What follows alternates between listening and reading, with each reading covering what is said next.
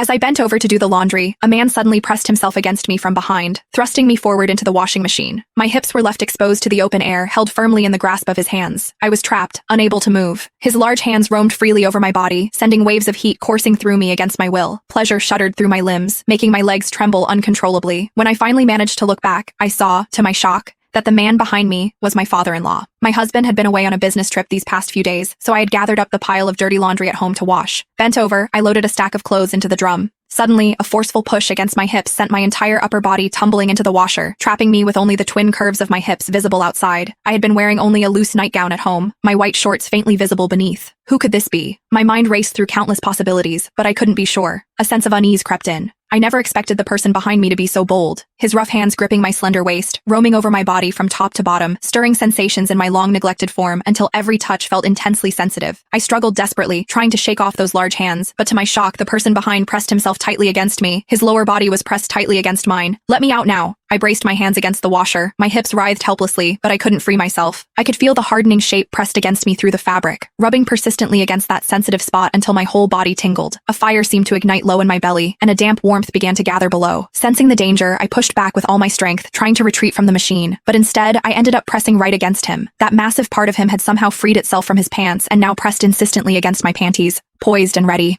My backward movement seemed to catch him off guard, and he thrust forward instinctively.